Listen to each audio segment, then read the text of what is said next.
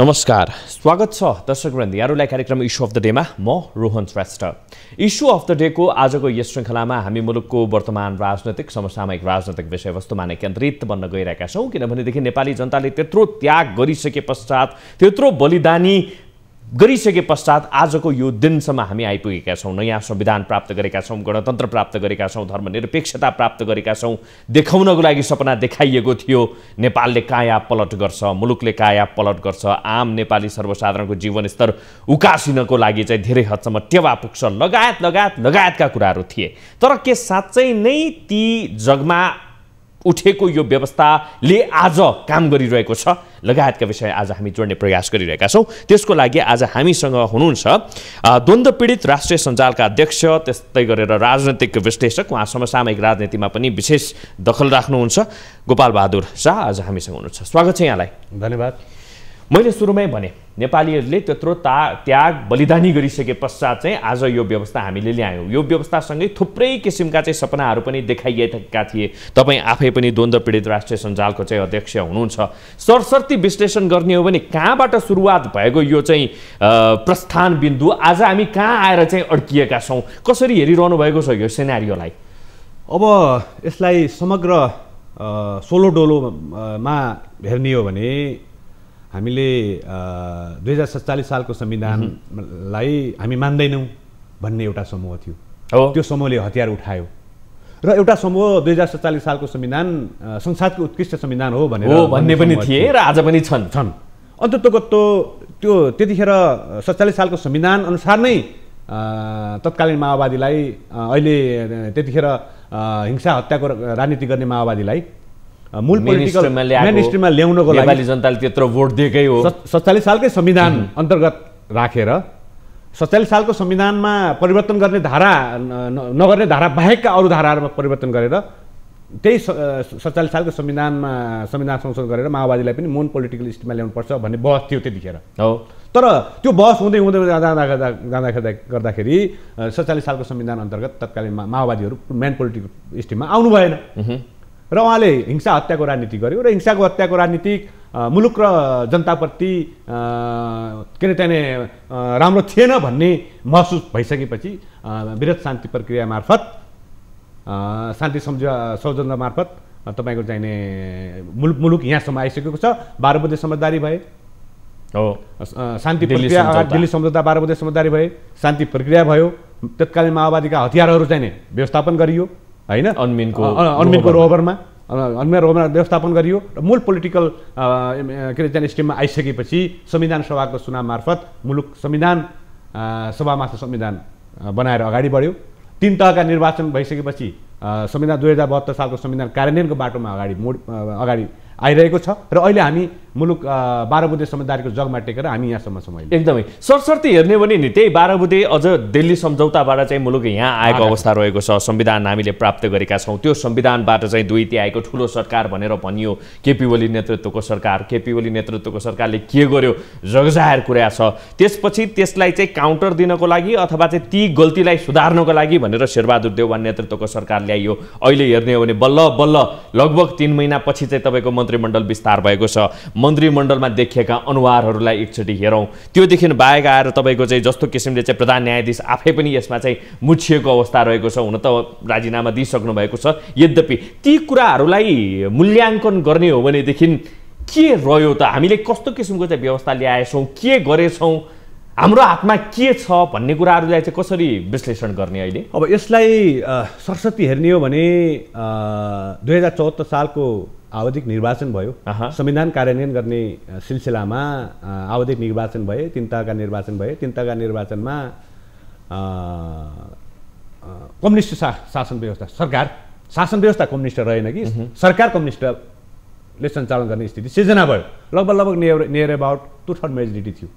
तत्कालीन नेकपा माओवादी र तत्कालीन नेकपा एमाले बीच जुन नेकपा बनेर जुन सरकार बनेर जुन एउटा चाहिँ चुनावी घोषणापत्र मार्फत, चुनावी दस्तावेज मार्फत जुन के अरे चाहिँ तपाईँको चाहिँ नेकपा एकीकरण भएर जुन नियर अबाउट 2/3 मेजोरिटीको नजिकको सरकार बन्यो, त्यो सरकारलाई कसले रोकेको थियो? मुलुक र जनताप्रति काम गर्नको लागि कसले रोकेको थियो? कसले चाहिँ उसलाई काम गर्न दिएको थिएन? त्यो सरकारले, कम्युनिस्ट सरकारले संविधान संशोधन गरेर भए पनि मुलुक र जनताको प्रति काम गर्ने आधारहरू प्रशस्त थिए नि।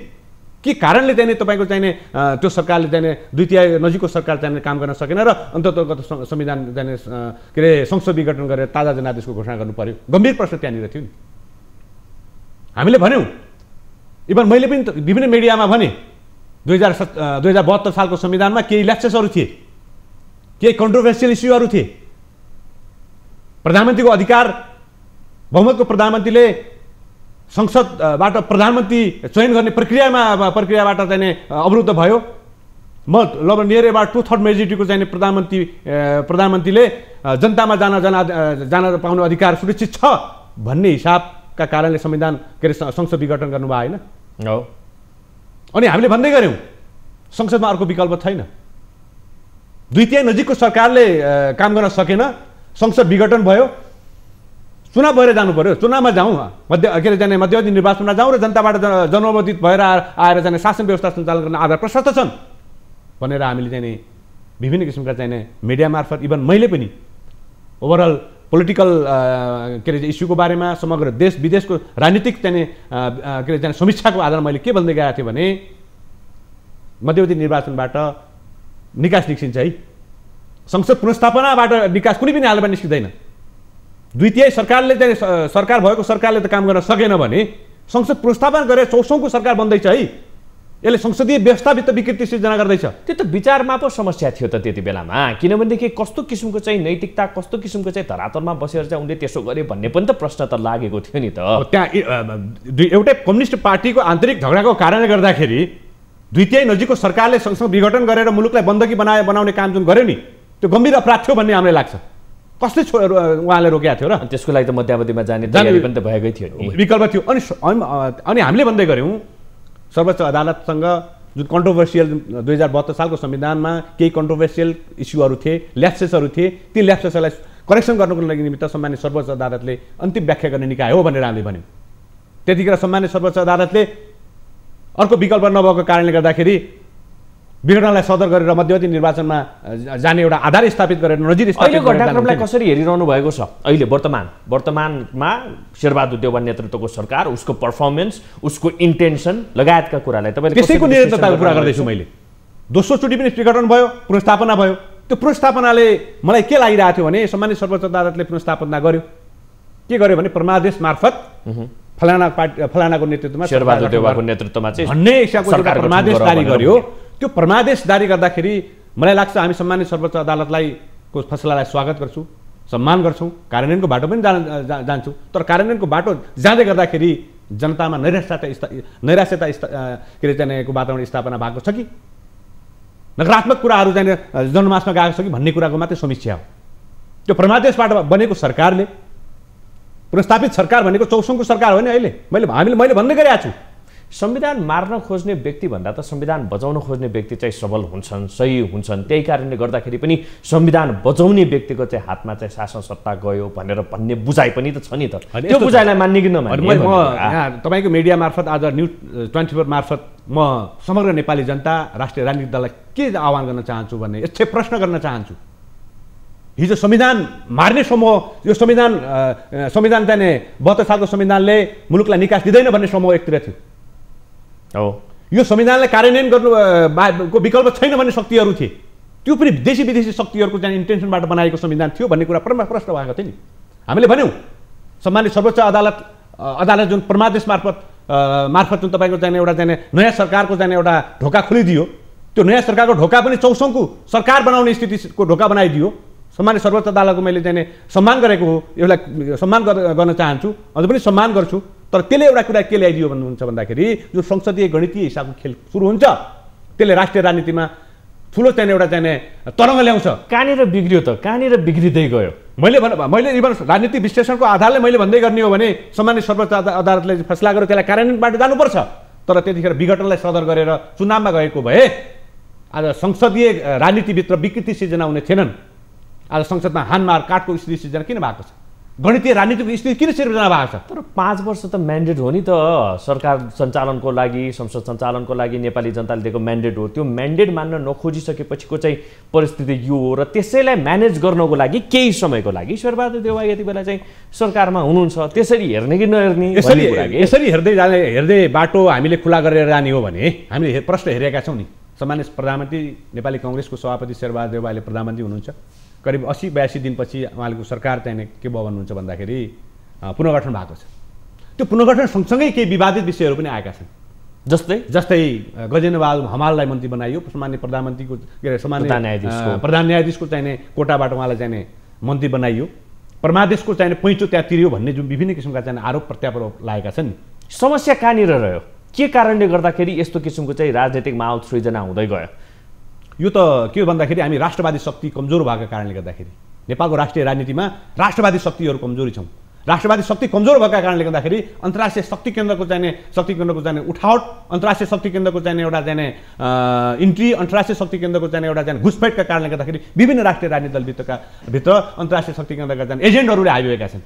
ती एजेन्टले आफ्नो स्वार्थमा काम गरिरहेका छन्, आफ्नो अनुकूलतामा काम गरेका छन्। राजनीतिलाई चाहिँ एउटा व्यापारिक हिसाबले राजनीतिलाई लिएका छन्। राजनीतिलाई समाजसेवा, राजनीति जनसेवा हो भन्ने हिसाबले हामी राजनीति गर्दै दलका नेताहरू राजनीति गर्दै जानुपर्छ भन्ने सुझाव हो हाम्रो।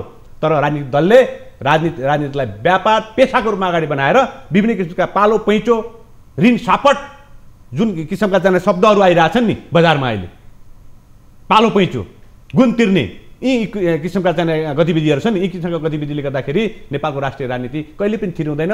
जसले गर्दाखेरि सिस्टमकै कारणले गर्दाखेरि समस्या निम्तिएको हो भनेर भन्दा हुन्छ। तपाईँको कुरालाई यदि लिने हो भनेदेखि सिस्टमै हो। यो सिस्टम जबसम्म हामीले चाहिँ राजनीति स्थायित्वको लागि हामीले धेरै किसिमका आन्दोलनहरू गऱ्यौँ, राजनीति स्थायित्वको लागि आन्दोलन गऱ्यौँ र 2072 सालको संविधान बन्यो, राजनीति स्थायित्व हुन्छ भन्यो, 2/3 सरकार गठन भयो। अब पनि राजनीति स्थायित्व भएन। किन भएन भन्नुहुन्छ भने सरकार बहुमत बन्यो, 2/3 बन्यो, तर राजनीति सधैँ अस्थिर रह्यो। यो अस्थिर राजनीतिले थाई सरकारलाई पनि अस्थिर बनाएर देशको राष्ट्रिय राजनीतिमा तरङ्ग बनाउने स्थिति सृजना भएको छ। यो खास हुन खोजिरहेको चाहिँ के हो? मुलुकमा भइरहेको चाहिँ के हो? किन यसरी त्यहाँ पटक पटक नेपाली जनताले म्यान्डेट दिएर पठाएका पात्रहरू चाहिँ पटक पटक त्यो तराजुमा चाहिँ डिसब्यालेन्स हुन्छन् अथवा फेल हुँदै जान्छन्? कसरी विश्लेषण गर्ने यो कुरालाई? अब यो हुन खोजेको कुरो के हो भन्नुहुन्छ भने व्यवस्था प्रति नै गम्भीर प्रश्न चिन्ह खडा गर्ने शक्ति समूहको चाहिँ चलखेल हो कि भन्ने मेरो गम्भीर चाहिँ एउटा चाहिँ चिन्ता हो। मेरो मात्र होइन, समग्र देशको जनताको चासो हो। समग्र तपाईँले जनताको प्रश्न तपाईँले चाहिँ सिधा प्रश्न जनतासँग गर्नुहुन्छ भने जनता राजनीतिप्रति विकृति। यस विषयमा हामी थप कुराकानी गर्नेछौँ, तर एकैछिनको ब्रेकपछि यो हाम्रा कुराकानीलाई पुनः अगाडि बढाउने नै छौँ। लाइफबोय हात धुने समयका साथमा लाइफबोय।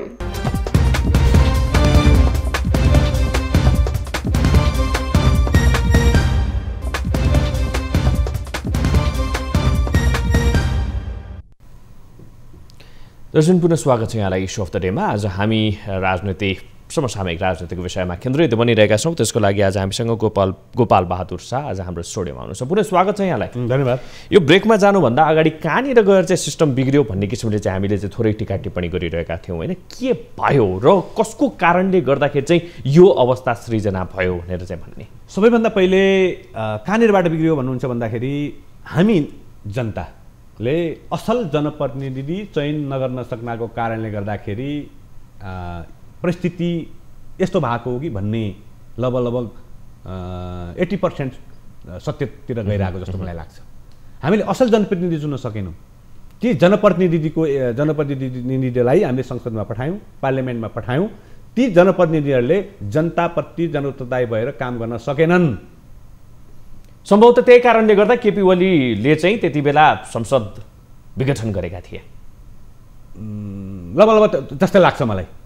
कम्युनिस्ट सरकारले आफ्नै आन्तरिक पार्टीको द्वन्द्वको कारणले, पर्सनालिटीको द्वन्द्वका कारणले उहाँहरू चाहिँ एक ठाउँमा बस्न सक्नु भएन भन्नको लागि त्यही भनिएको थियो। यो कोलिसन गभर्मेन्टबाट कसरी चाहिँ अपेक्षा गर्ने कि नगर्ने? यो कोलिसन गभर्मेन्टसँग अवसर पनि छन्, च्यालेन्जहरू पनि छन्। अवसर केमा नेमा अवसर छ भन्दाखेरि हिजो लगभग 2/3 नजिकको सरकारले काम गर्न सकेको थिएन। अनिर्णयको बन्दी बनाउने काम गरिरह्यो, मुलुकलाई अनिर्णयको बन्दी बनाउने काम गर्यो, काम गर्न सकेन। विभिन्न किसिमका आरोप प्रत्यारोप त्यतिखेर तत्कालीन प्रधानमन्त्रीलाई लगाइयो। तत्कालीन प्रधानमन्त्रीकै पार्टीका शीर्षस्थ नेतालाई लगाए, काम गर्न सकेन। संसद विघटन भयो र पुनर्स्थापना भइसकेपछि संसद चौसौँको छ। अहिले 5 दलीय गठबन्धनको सरकार छ। यो सरकारसँग अपेक्षा गर्ने दुईटा कार्यभार छ। एउटा कार्यभार के हो भन्नुहुन्छ भन्दाखेरि मुलुकलाई अस्तव्यस्त भएको, मुलुक आर्थिक रूपले अस्तव्यस्त छ। कोरोनाको कहरबाट मुलुक आक्रान्त छ। आर्थिक स्थिति हेर्ने हो भने डामाडोल भएको स्थिति छ। यो स्थितिलाई सुधारमुखतिर लैजाने, आर्थिक क्रान्तिका बाटाहरू चाहिँ प्रशस्त अगाडि सारेर लाने र मुलुक र जनताप्रति जनउत्तरदायी भएर काम गरेर अब करिब नियर अबाउट 5-6 महिनापछि आउने स्थानीय चुनाव त्यसपछि आएर चाहिने प्रदेश र संसदको चुनावलाई सफल तरिकाले गर्ला यो सरकारले, गराउने प्रति ध्यान जान काम गर्दै गयो भने गराउने प्रति ध्यान जाओस् र जानेछ भन्ने मेरो चाहिने शुभेच्छा पनि यो शुभकामना हो। त्यो उहाँहरूलाई अवसर छ।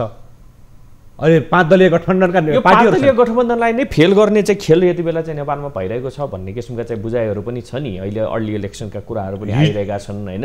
यसमा चाहिँ तपाईँको मत के? हिजो चाहिँ बहुमतको सरकारलाई त असफल बनाउने शक्तिहरू लाग्यो भने 5वटा मुख भएका पार्टीको नेतृत्व बनेको सरकार असफल बनाउन त सजिलै छ जस्तो मलाई लाग्छ। त्यही तपाईँको चाहिँ आन्तरिक चाहिँ 5 दलको भित्रको आन्तरिक द्वन्द्व हेर्नुहोस्, मन्त्री क्याबिनेट एक्सटेन्सन गर्दाखेरिको द्वन्द्व हेर्नुहोस्, विभिन्न पार्टीमा नैराश्यता स्थिति सिर्जना भएको छ। मन्त्री पाएन, मन्त्रीको किनबेच भयो, संसदको किनबेच भयो, पार्टी फोडाइयो, विभिन्न किसिमका चाहिँ संसदीय गतिविधिका विकृतिहरूको चाहिँ पर्दाफास भएको स्थिति हो नि त। त्यसले डेमोक्रेसीलाई राम्रो गर्छ, त्यसले डेमोक्रेसीलाई सुन्दरताको पक्षमा डोर्याउँदैन नि। यो चाहिँ चुनौतीलाई, यस्ता किसिमका चुनौतीलाई सामान्य प्रधानमन्त्री अथवा नेपाली कांग्रेसको सभापति शेरबहादुर देउवाले सजिलै तरिकाले भन्दा पनि यसलाई गम्भीर तरिकाले, गहन तरिकाले सबै पार्टीका शीर्षस्थ नेताहरूसँग असल पक्षमा अर्ली इलेक्सनका कुराहरू पनि आइरहेछ नि। अहिले त्यही कुरा गर्दैछु। असल पक्षलाई आफ्नो चाहिँ पोजिसन राखेर जनताप्रति उत्तरदायी भएर काम गर्ने, खराब पक्षलाई चाहिँ फिल्टर गरेर अगाडि जाने एउटा चाहिँ अवसर पनि छ। तर त्यो अवसर छ भनेर जाँदै गर्दाखेरि वातावरण त्यति सजिलो देखिँदैन। हेर्नुहोस्, तपाईँको संसद अनिरहेको बन्दी छ। शेरबहादुर देउवा आफै नै अहिले चाहिँ कोलिसन गभर्मेन्ट कतातिर जान्छ, त्यही कारणले गर्दाखेरि केपी ओली र त्यही शेरबहादुर देउवा मिलेर चाहिँ फेरि अगाडि बढ्छन् भन्ने किसिमका चाहिँ गाइयाँ गुइयाँ हल्लाहरू पनि सुनिन्छन् कि यसभित्र कतिको चाहिँ सत्यता होला? यसमा एकदम सत्यता, फेरि एकपटक चाहिँ संसदलाई फेल खुवाउने सत्यता छ। यसमा सत्यता छ जस्तो लाग्छ मलाई। किन भन्नुहुन्छ भन्दाखेरि हिजो पनि तपाईँको केपी शर्मा ओलीले संसद विघटन गरिसकेपछि अहिलेका प्रधानमन्त्री नेपाली कांग्रेसका सभापति शेरबहादुर देउवाको के थियो भने उहाँको अदालतमा मुद्दा गएको छ। सम्मानित सर्वोच्च अदालतको मुद्दालाई, इस्युलाई चाहिँ हामी कुर्नुपर्छ, फैसलालाई मान्नुपर्छ। तर चुनाव लोकतन्त्रमा, प्रजातन्त्रमा चुनाव महत्त्वपूर्ण एउटा सुन्दरता पक्ष हो। चुनाव नकार्नु हुँदैन है भन्ने त्यतिखेर पनि चाहिँ अहिलेको सम्मानित प्रधानमन्त्री शेरबहादुर देउवाको चाहिँ पोजिसन थियो। तथापि सम्मानित सर्वोच्च अदालतले फैसला गर्यो, त्यसलाई नेपाली कांग्रेसले स्वागत गर्यो। अहिले पनि तपाईँको चाहिँ अहिले चाहिँ पुनर्स्थापनाको फैसला गर्यो। अहिले आफै प्रधानमन्त्री हुनुहुन्छ। स्थिति हिजोभन्दा नाजुक स्थिति बन्दै गइरहेको जस्तो मलाई लाग्छ। पोलिटिकल सङ्क्रमण झन्झन गाँजिएको छ। राष्ट्रिय राजनीतिक दलहरूभित्र चाहिँ एकदमै चाहिँ कन्फ्रन्टेसन स्थिति सिर्जना भएको छ। यो के का कारणले गर्दाखेरि पद, सांसद, मन्त्री पद र विभिन्न किसिमका चाहिँ कूटनीतिक नियोग, संवैधानिक आयोगहरूमा नियुक्तिको भागभण्डाको कारणले गर्दाखेरि अझ पनि यो चाहिँ तपाईँको चाहिँ मूल कारण के हो? यो अस्थिर स्थिति सिर्जना राजनीतिक दल या चाहिँ अन्तर्राष्ट्रिय फोर्स या चाहिँ अरू फ्याक्टर? राजनीतिक कारण र अन्तर्राष्ट्रिय शक्ति केन्द्र।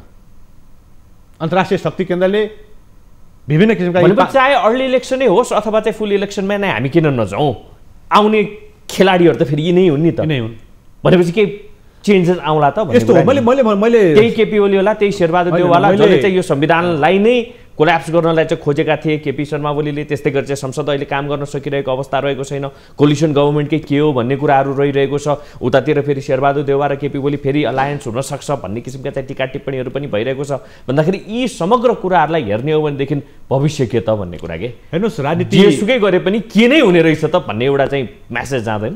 राजनीतिमा असम्भव भन्ने कुरै हुँदैन, सम्भावनाको खेल हो। राजनीति कहिले पनि अन्त्य हुँदैन। हामीले हेरेकै छौँ। अब चुनावी सरकार अर्ली इलेक्सनको चुनावी सरकार राष्ट्रिय सहमतिको अर्ली इलेक्सनको चुनावी सरकार गठन भएर जाने स्थिति पनि विद्यमान छ। यस्तै स्थिति सिर्जना भयो भने संसदलाई अनिर्णयको बन्दी बनाउने हो भने जनताको फ्रेस म्यान्डेटबाट जनअनुमोदित भएर आउनुहोस् न। सम्भावना त धेरै छ नि, तर ठ्याक्कै तपाईँले भनिदिनुहोस् न हुने चाहिँ के हो त? अब हुने चाहिँ के हो कि? अब चाहिँ नि मैले देखेको कुरो के छ भन्नुहुन्छ भने अब यो सरकारले चुनाव गराउने म्यान्डेट हो।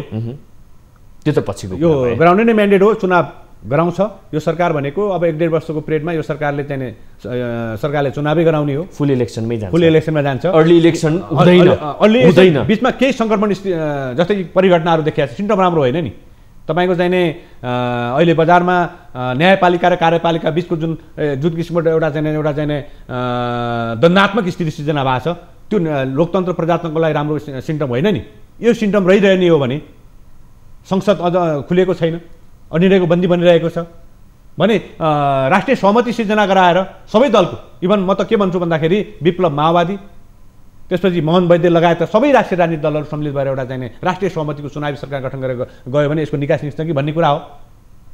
निकास निस्कन्छ भने एउटा जोड हो। र अर्को फुल फेज हिसाबले नै इलेक्सन गराउने स्थिति सिर्जना गर्ने हो भने सबै दलको सहमति र धार मिल्ला र तपाईँले विप्लवको कुरा गर्नुभयो, मोहन वैद्यको कुरा गर्नुभयो, लगायतका पूर्व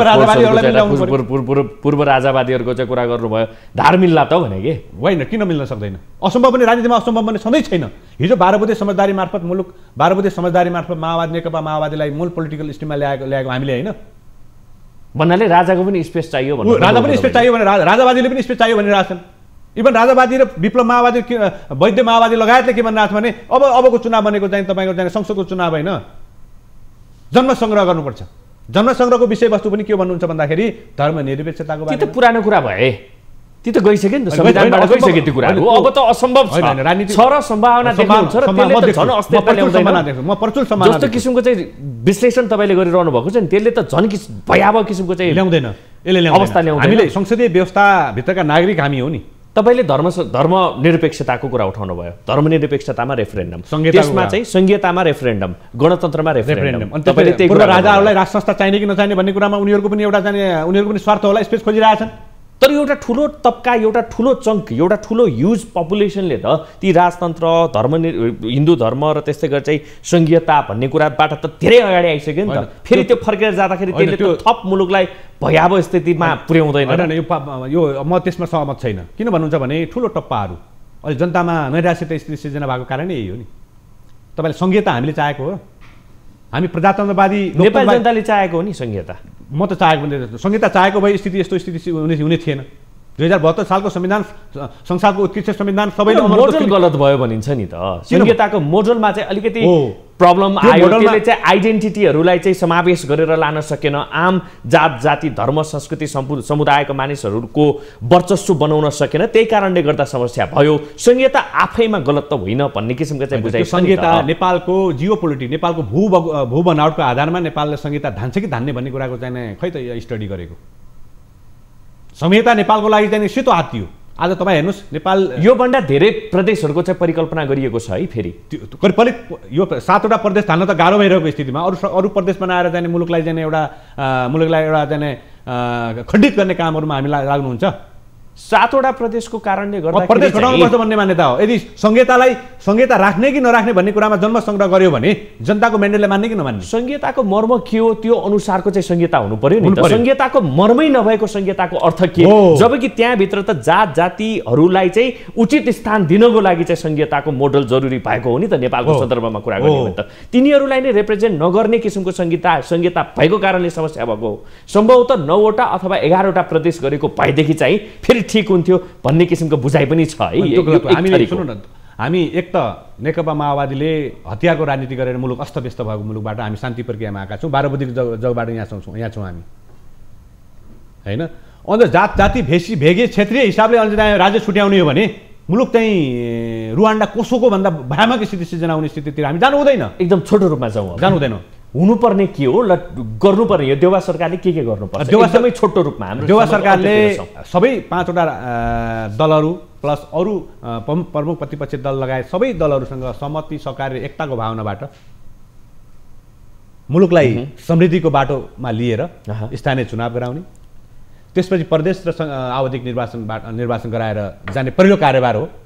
त्योभन्दा पहिले अस्तव्यस्त कोरोनाबाट अस्तव्यस्त भएको मुलुक, अघिल्लो सरकारले मुलुकको अर्थतन्त्रलाई धराशायी पारेको चाहिँ एउटा अर्थव्यवस्थालाई ऊर्जावान अर्थव्यवस्था स्थापित गरेर मुलुकलाई के अरे चाहिने चुनाव स्थानीय चुनाव, प्रदेश चुनाव, सङ्घीय चुनाव बनाएर असल जनप्रतिनिधि चुनेर अगाडि बढाउने, लोकतन्त्र र प्रजातन्त्रलाई सस्टेनेबल गराउने कार्यभार सम्माननीय प्रधानमन्त्री के अरे शेरबहादुर देउवामा छ। तर यो सरकारलाई बिचैमा अप्ठ्यारो पार्ने स्थिति सिर्जना हुने सम्भावना धेरै छन्। ती सम्भावनाको चुनौतीलाई सामना गर्ने निमित्त सरकारबाट आशा गरौँ। धेरै धेरै धन्यवाद गोपाल सर, हाम्रो स्टुडियोमा आइदिनु भयो, आफ्नो विचार राखिदिनु भयो, यहाँलाई धेरै धेरै धन्यवाद। धन्यवाद। यहाँले पनि मेरा केही कुराहरू राजनीतिक विषयमा केही कुरा राख्ने अवसर दिनुभएकोमा यहाँलाई धन्यवाद र विजया दशमी शुभ दीपावलीको उपलक्ष्यमा सबै नेपाली जनता र यहाँ यो टेलिभिजन परिवारलाई मेरो मङ्गलमय शुभकामना। धेरै धेरै धन्यवाद यहाँलाई पनि। दर्शकवृन्दलाई पनि धेरै धेरै धन्यवाद आज हामीलाई साथ दिनुभएकोमा। हेर्दै रहनुहोला न्युज 24 टेलिभिजन। नमस्कार।